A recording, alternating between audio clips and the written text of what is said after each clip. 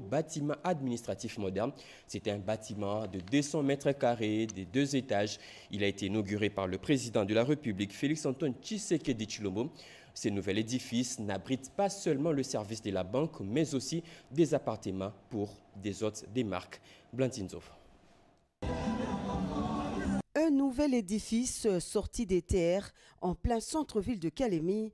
Le nouveau bâtiment administratif de l'agence autonome de la Banque centrale du Congo est un immeuble de 2 étages situé sur l'avenue de la Révolution au quartier Fataki 1, commune de Kalemi, en plein centre commercial et administratif de la ville. En présence du chef de l'État Félix-Antoine Tshisekedi Tshilombo, la gouverneure de la Banque centrale du Congo, Madame Marie-France Kabedi Malangou, indique que ce bâtiment de 200 mètres carrés, acquis sur fonds propres, s'inscrit dans le cadre de la noble vision du président de la République visant l'amélioration des conditions de travail et de qualité de vie de son peuple. Ceci est le fruit d'un besoin exprimé par l'institution monétaire de doter à son agence provinciale de Kalemi d'un édifice modernisé en assurant un maximum de confort au personnel. Ce que vous allez inaugurer aujourd'hui s'inscrit dans votre noble vision visant l'amélioration des conditions de travail et la qualité de vie du peuple congolais. C'est dans ce cadre que s'appréhendent les efforts de la Banque centrale d'offrir ainsi à son personnel les meilleures conditions de travail pour plus d'efficacité dans les services qu'il doit rendre à la population, au trésor public et à tout le système financier, tout en élargissant la représentation de la Banque centrale du Congo sur le territoire national. Le nouveau bâtiment administratif de la Banque centrale du Congo, siège de Kalemi, inauguré en ce jour par le chef de l'État, abrite non seulement les services de la banque, mais aussi des appartements pour ses hôtes de marque. La Banque centrale, en tant qu'entreprise autoritaire de régulation et de supervision du système financier congolais et comme institut d'émission de la monnaie nationale, compte 1710 agents, siège de Kinshasa à l'hôtel de monnaie, dans les entités provinciales réparties dans les différentes provinces et dans les agences autonomes, y compris celle de Kalemi. Tous les responsables de services de sécurité des forces armées de la province du Tanganyika étaient autour du chef de l'État. Ensemble, ils ont fait les tours d'horizon de la situation sécuritaire de la province. Au cours de ces conseils de sécurité, Félix-Antoine Tshisekedi Tshilombo a donné des nouvelles instructions pour sécuriser davantage la population. Le détail de cette réunion avec le vice-premier ministre en charge de l'Intérieur. On écoute Jacqueline Chabani. Le président de la République, chef de l'État, commandant suprême des forces armées congolaises, a tenu à avoir autour de sa table tous les responsables des services de sécurité des forces armées congolaises, accompagnés par le gouverneur de la province pour faire le tour d'horizon de la situation sécuritaire de la province du Tanganyika et de la ville de Kalemi principalement. Donc il a reçu les différents rapports, l'état de lieu sécuritaire et à cette occasion il a aussi eu l'opportunité de faire des recommandations et de donner des instructions parce que autour de la table il y avait aussi le vice-premier ministre, ministre de la Défense et certaines instructions ont été données pour permettre à ce que les différents services se retrouvent des réponses à leurs préoccupations. Donc je crois que nos populations de la province du Tanganyika peuvent être davantage sécurisées au sortir de cette réunion. Construction d'une nouvelle capitale administrative égyptienne, la RDC veut s'inspirer du modèle du pays de Pharaon. Le président de l'Assemblée nationale, Vital Kamerhe, en séjour à Caire, a visité toutes les infrastructures encore en plein chantier. D'autres précisions avec Anim Balaka. En marge de son séjour officiel au Caire, le président de l'Assemblée nationale, le professeur Vital Kamerhe, a été invité par son homologue égyptien, le docteur Hanafi Gebali, à découvrir à travers une visite guidée la prouesse accomplie par le gouvernement égyptien sous le leadership du président Abdel Fattah al-Sisi en construisant dans un temps record une nouvelle capitale administrative dont la première phase s'étale sur 40 000 hectares et qui va bientôt s'agrandir de 40 000 autres hectares. Au cours d'une brève réunion, avant de procéder à la visite guidée, Khaled Mahmoud Abbas a fait une présentation de ce gigantesque projet qui a coûté au gouvernement égyptien 60 milliards d'euros et qui a résolu le problème de désengorgement de l'ancienne capitale administrative et sa surpopulation évaluée aujourd'hui à 20 millions d'habitants. Situé à une cinquantaine de kilomètres de l'ancienne capitale, ce projet pharaonique offre à l'Égypte une nouvelle ville verte et moderne dans les déserts, abritant les sièges de toutes les institutions, dont la présidence de la République, la Chambre des représentants, des bâtiments abritant des ministères, des banques, pour ne citer que cela. Nous allons faciliter qu'il y ait vraiment un accord entre l'Égypte et la République démocratique du Congo dans ce domaine pour venir nous aider à assainir et à construire des grandes villes. Nous sommes convaincus que vous allez nous aider. Je sais que le ministre de l'Urbanisme, Christin Badou, a séjourné par ici. Je crois que l'Égypte et la République démocratique du Congo peuvent aussi se mettre ensemble, booster l'Afrique.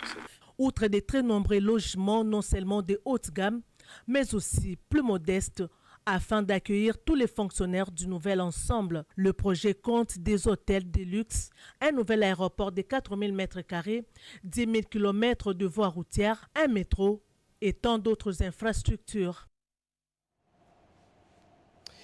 Plus d'une centaine de leaders politiques et experts du monde se réunissent depuis hier au Maroc pour discuter sur les enjeux géopolitiques et économiques actuels.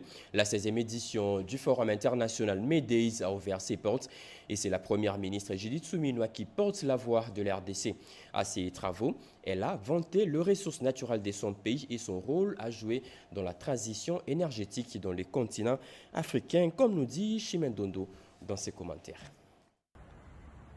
Tanger, ville balnéaire du Maroc, accueille la 16e édition du Forum international May Days. Un événement qui réunit des leaders politiques et des experts du monde entier pour discuter des enjeux géopolitiques et économiques actuels. La responsabilité. Dans son allocution, la première ministre Judith Suminwa Tuluka a mis en lumière les ressources de son pays, les présentant non seulement comme des atouts économiques, mais aussi comme des leviers puissants pour promouvoir des politiques de collaboration et d'échanges mutuels bénéfiques. Au cœur de l'Afrique centrale, la République démocratique du Congo est un pays riche en ressources naturelles et en potentiel humain, avec un territoire vaste et des terres fertiles. Nous avons la responsabilité, mais aussi l'opportunité de jouer un rôle clé dans le développement économique et la transition énergétique du continent africain, ainsi que dans la lutte contre le changement climatique, l'insécurité alimentaire et la croissance inclusive. Pour la chef du gouvernement de la RDC, son pays aspire à bâtir un avenir résilient, non seulement pour son peuple, mais également pour l'ensemble du continent africain. Elle a évoqué la vision politique du chef de l'État, Félix-Antoine Tshisekedi Tshilombo, qui vise à créer plus d'emplois et à protéger le pouvoir d'achat de ménages, en vue d'améliorer les conditions de vie des Congolais. L'Afrique ne peut se développer sans la paix. La stabilité et la sécurité sont les fondations sur lesquelles nous devons bâtir notre avenir. Il est impératif que chaque nation et l'ensemble du continent œuvrent pour instaurer un climat de paix durable, condition essentielle à notre prospérité collective. La République démocratique du Congo fait face à des défis complexes, et notamment celui de l'insécurité persistante à l'est de notre territoire. Un défi qui entraîne des répercussions profondes sur notre stabilité interne et notre développement économique. En cela, le gouvernement a intensifié ses efforts pour restaurer l'ordre et assurer une paix durable à l'Est. C'est pourquoi nous œuvrons non seulement pour la stabilité intérieure, mais aussi pour une coopération régionale renforcée avec nos voisins. Judith Souminoa Toulouka a lancé également un appel à tous les leaders présents, les exhortant à agir face à l'insécurité persistante dans l'est de la RDC par les troupes rwandaises causant la mort de milliers de Congolais. Ces forums constituent une occasion pour la RDC de renforcer ses relations bilatérales avec le Maroc, deux pays unis pour des intérêts communs dans divers domaines. Clap de fin hier à Bujumbura de l'atelier régional de restitution des résultats du projet régional de développement agricole intégré dans les Grands Lacs.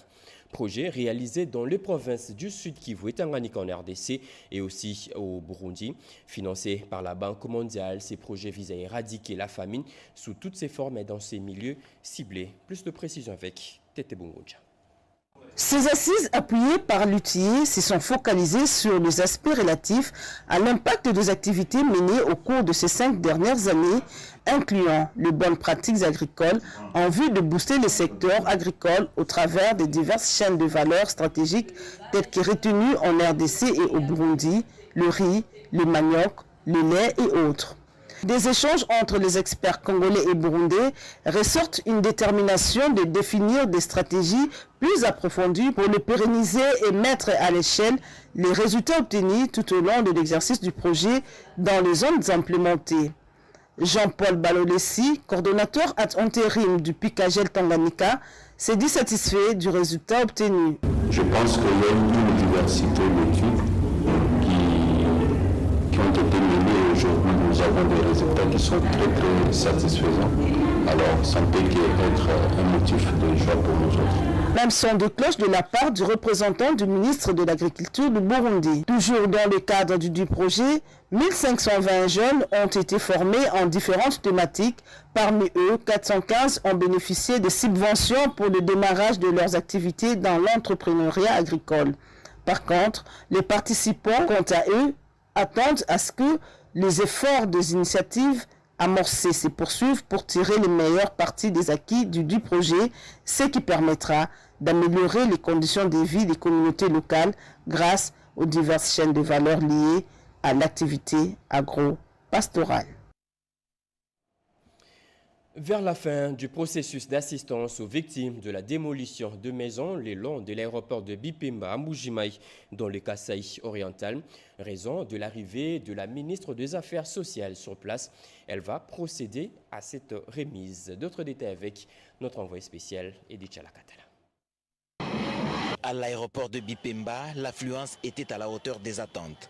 La ministre des Affaires sociales, l'Action humanitaire et solidarité nationale, Nathalie Aziza Mounana, est arrivée sous une pluie battante. Une mission qui bouclera la boucle du processus d'assistance aux victimes de la démolition des maisons le long de l'aéroport de Mbuji-Mayi.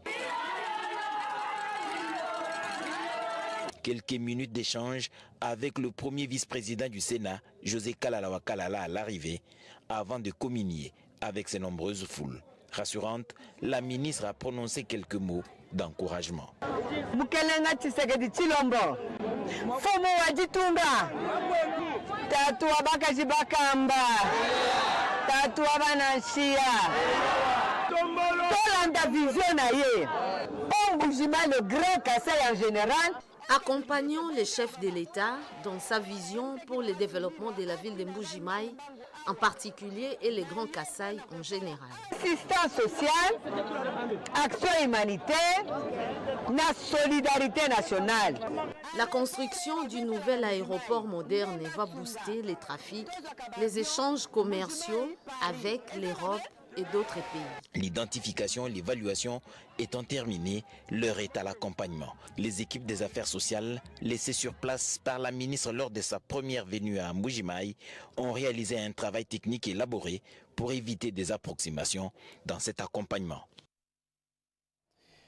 Le ministre de la Recherche scientifique et innovation technologique poursuit son séjour à Vienne, capitale autrichienne.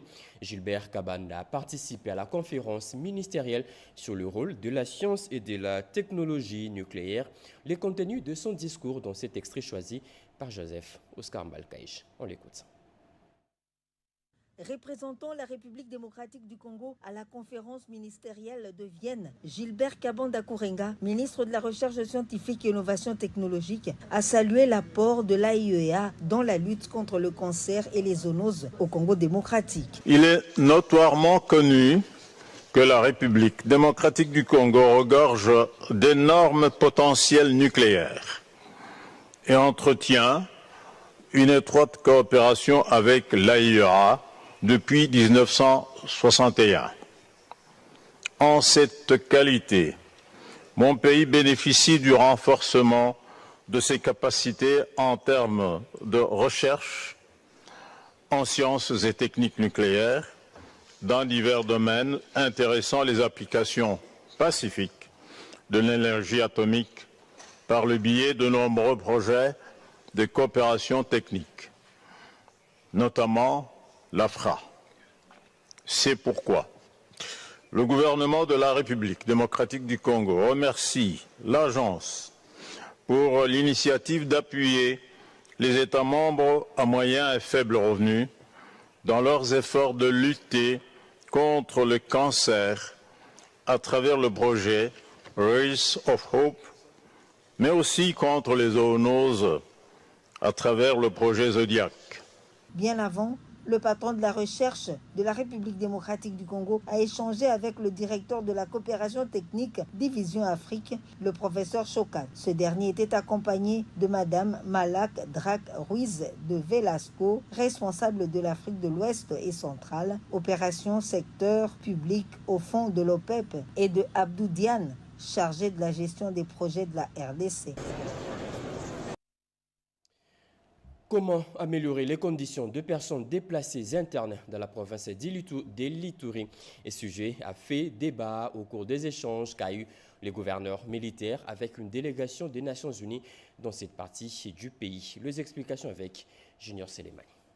La question liée aux solutions durables et les projets de développement était au centre des échanges entre les gouverneurs militaires de l'Ituri et le lieutenant général Lubuyanka Shomadjoni avec la délégation de la rapporteuse spéciale des Nations Unies pour les personnes déplacées internes. L'objectif est d'améliorer les conditions de ces vulnérables en vue de solutions durables aux problèmes des populations déplacées. Je suis protéger la situation des personnes déplacées internes. Paoula Gaviria, satisfaite de l'évolution de ces projets durables en Ituri à l'issue de ces fructueux échanges qu'elle a eus avec l'autorité provinciale. C'est très important la vision que le gouverneur nous a partagée. Il a parlé de l'importance d'investir et d'avoir plus de ressources pour les personnes déplacées internes, parce que ce sont des personnes qui ont le droit de progresser. Notons qu'à ce jour, plus de 2000 personnes ont déjà regagné leurs villages respectifs à la suite de ces projets solutions durables grâce à l'implication de l'administration militaire de l'Ituri avec l'appui de certains partenaires humanitaires. Allez, j'en rêvais sur ce que je disais au sommaire. La prison centrale d'Issiro dans les Hautes-Touélé, véritable salle d'attente de la mort. Les détenus vivent un très gros calvaire. Les prisonniers, plus de 250, sont entassés dans une petite cellule et dorment à même les sols. Cette surpopulation carcérale fait de ces lieux un mouroir pour les détenus, selon les gouverneurs de la province qui a fait une descente sur place. Le gouverneur du Haut-Touélé, Jean Bakomito Gambou, a effectué ce mardi 26 novembre 2024 une descente d'inspection à la prison centrale d'Issiro, au bureau administratif, à la cuisine, jusqu'au pavillon. Il a tout vu avec mordant à l'âme. D'une oreille attentive, il a pris du temps pour écouter le porte-parole des détenus et sur les conditions inhumaines de leur inti. La situation est catastrophique. Ça ressemble à un mouroir, prévenu presque mourant, surtout la question sanitaire. Plus qu'urgent, pouvoir faire venir les médecins ici afin de consulter très rapidement les quelques prévenus que j'ai vus en situation difficile sur le plan de santé. La question du très mauvais état de conditions de détention à Isero relance celle de la construction en cours d'une prison moderne dont le gouverneur plaide pour l'accompagnement du gouvernement central. Ici, ce n'est pas une prison, c'est un dépôt. Même les bureaux qui utilisent l'administration pénitentiaire, prison elle-même à l'intérieur, elle est de 8 mètres sur 15, avec plus de 250 prévenus. C'est invivable, ça ne peut plus traîner.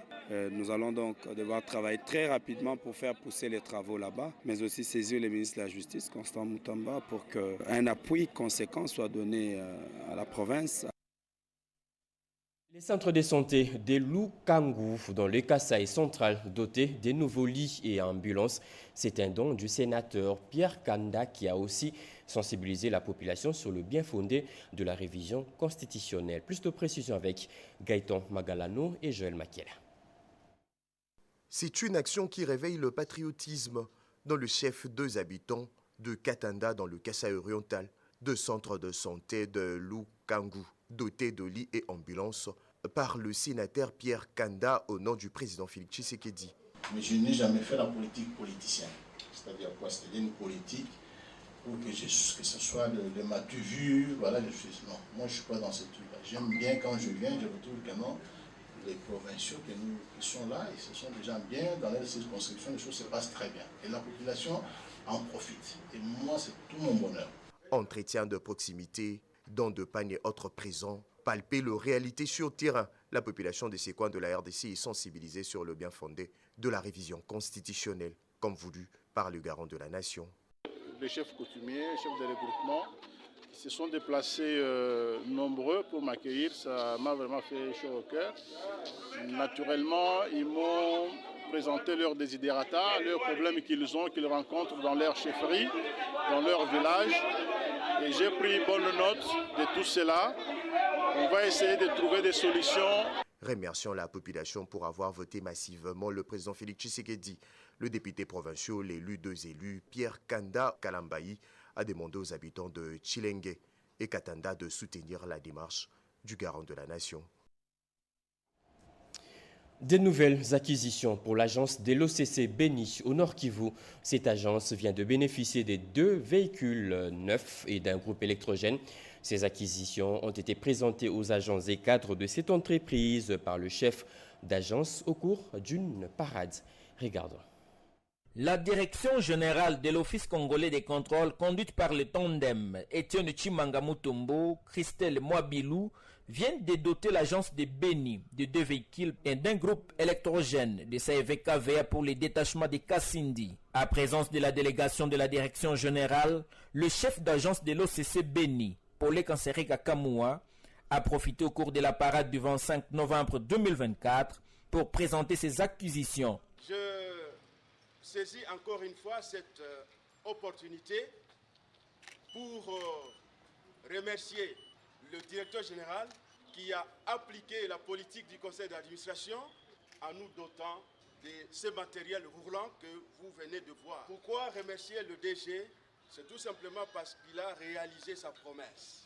Par la même occasion, le chef d'agence a profité de la circonstance pour présenter le matériel d'analyse des produits pétroliers octroyé à l'office par son partenaire Compass Green Worldwide. Pour sa part, le chef des services hydrocarbures, Richard Elombo, a rassuré aux partenaires de l'OCC intervenant dans le secteur des produits pétroliers que cette acquisition de nouveaux matériels permettra à bien analyser dans une courte durée leurs marchandises.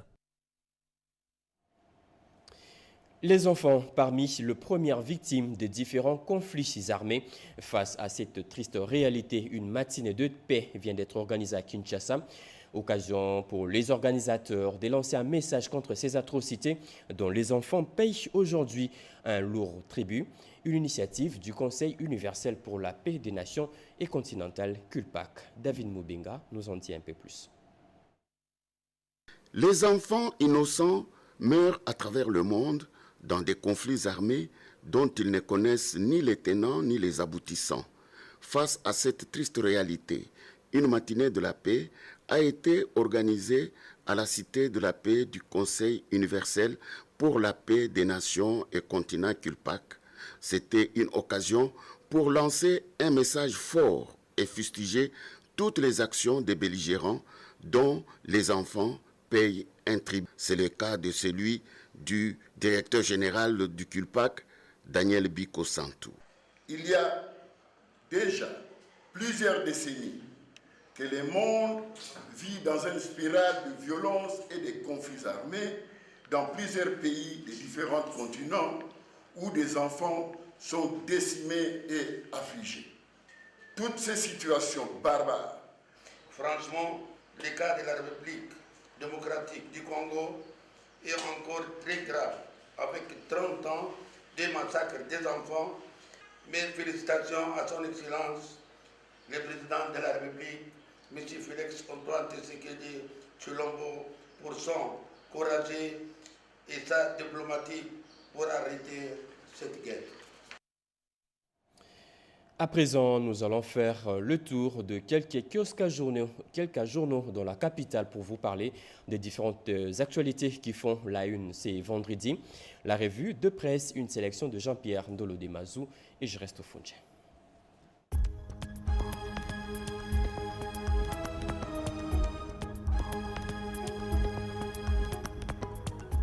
Bonjour mesdames, messieurs et bienvenue à cette revue de presse. Kinshasa, plusieurs morts et blessés enregistrés dans un accident de circulation à Matadi-Kibala annonce la prospérité. Une matinée en deuil dans la commune de Mongafula jeudi 28 novembre 2024 sur la route nationale numéro 1 à l'entrée de Matadi-Mayo. Face à un afflux de la population empruntant cette voie urbano-rurale, un camion en provenance du Congo central a fini sa course sur les paisibles citoyens, faisant donc 7 morts et 7 blessés selon l'autorité municipale Plamedi Biavanga. Pour ce dernier, la cause de ce drame serait un problème de freinage. Flambée des prix, les spéculateurs visés, titre Ouragan.cd. Les ménages congolais suffoquent face à la hausse vertigineuse des prix des biens de première nécessité. Selon un rapport du Mouvement national des consommateurs lésés, les marchés de Kinshasa, du Haut-Katanga et de Lualaba enregistrent des augmentations alarmantes. Cette flambée affecte gravement le pouvoir d'achat des citoyens déjà fragilisés par une conjoncture économique difficile. Des sanctions exemplaires doivent être prises contre les opérateurs qui ne respectent pas la loi. Guerre de 6 jours à Kisangani, l'UNIKIS reçoit 100 000 $ américains d'indemnisation, révèle actualité.cd. L'université de Kisangani a bénéficié le jeudi 28 novembre 2028 de l'indemnisation collective des victimes des activités illicites de l'Ouganda en RDC à hauteur de 100 000 $ américains lors d'une cérémonie organisée aux cliniques universitaires de l'université de Kisangani. Le fonds spécial de répartition de l'indemnité aux victimes des activités illicites de l'Ouganda, FRIVAO, a reconnu les loyaux services rendus à la population boyomèse par l'administration des soins de qualité lors de la guerre de 6 jours. Jakinda l'a placé sous mandat d'arrêt provisoire, note le quotidien. Séjour jeudi 28 novembre au cours d'une audience, le tribunal de paix de Kinshasa-Kinkole a décidé de placer l'opposant Jakindala sous mandat d'arrêt provisoire. Dans les réquisitions, le ministère public demande 3 ans de détention et 1 000 $